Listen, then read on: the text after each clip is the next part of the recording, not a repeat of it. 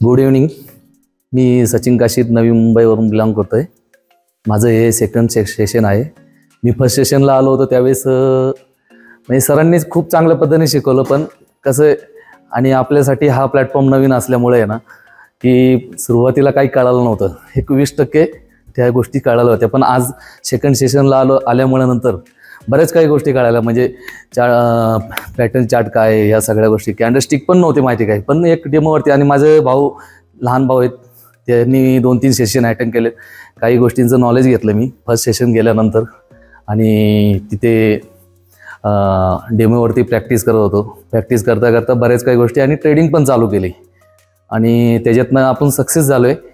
आणि आज ह्या सेशनला सेकंड सेशनला आल्यानंतर बऱ्याच गोष्टी क्लिअर झालेल्या आहेत. म्हणजे आता आपण क्लिअर होऊ शकतो. आणि मेन कसं माहिती आहे का, सरांची जी पद्धत आहे, तुम्ही त्या सिस्टमकडे व्यवस्थित जर सरांनी ज्या पद्धतीने शिकवले त्याचा जर पुन्हा जाऊन इथून रिव्हिजन करून परत तुम्ही प्रॅक्टिस केली, डेमोवरती प्रॅक्टिस करा. सुरुवात नका करू डायरेक्ट, कारण की आपले लॉसेस नाही होणार. आपण प्रॉफिट कसं काढणार, काय हे करणार, या सगळ्या गोष्टी आपण आणि त्याच्याकरता आपण नोट डाऊन केलेल्या आहेत. काही गोष्टी स्क्रीनशॉट घेतलेत, त्याचा पुन्हा रिव्हिजन करा. नाही समजलं सरांचे पुन्हा ऑनलाईन सेशन होतात, कॉल करून आपण काही प्रश्न असतील ते आपण क्लिअर करून घेऊ शकतो. ह्या गोष्टी क्लिअर झाल्यानंतर आपल्याला म्हणजे कुठं अडचण येणार नाही. आणि एक असा हा प्लॅटफॉर्म आहे की येणाऱ्या फ्युचरमध्ये प्रत्येक तरुणी असू द्या किंवा आणि हे पूर्ण डिजिटल मार्केट असल्यामुळं हे आता काळाची गरज आहे. आणि प्रत्येक माणसाने शिकून तरी घेतलं पाहिजे, कारण की माहिती आहे आता मागची महामारी येऊन गेली कोरोनासारखी. आता येणारी पुढची महामारी आल्यानंतर किती लोक बेरोजगार होऊन अक्षरशः म्हणजे लोकांना जीव द्यायची बारी येईल. म्हणून त्याकरता एक आपलं सपोर्टेड म्हणून आपलं या असे प्लॅटफॉर्म भेटतात. आपण त्याच्यामध्ये नॉलेज घेऊन शिकण्याचा प्रयत्न केला पाहिजे, बरोबर. आणि असं पण नाही आहे की इथं खूप मोठी इन्व्हेस्टमेंट आहे. कमी इन्व्हेस्टमेंटमधनं आपण चांगली अर्निंग करू शकतो. अर्निंग कशी करू शकतो, तुम्ही कंटिन्युटी लर्निंगमध्ये ठेवली तर तुम्ही अर्निंग करू शकता. अशा गोष्टी आहेत ना.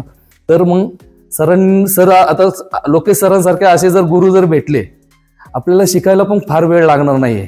आता मी बघतोय माझ्याबरोबर बरेचसे म्हणजे माझे फ्रेंड वगैरे खूप म्हणजे लॉसमध्ये गेलेले आहेत. असं नाही की सर आपल्याला जसे सेमिनारमध्ये सगळ्या गोष्टी शिकवतात, त्यांनी वर्ष ट्रेनिंग घेतलेले, पण खूप मोठे लॉसेस काढलेत.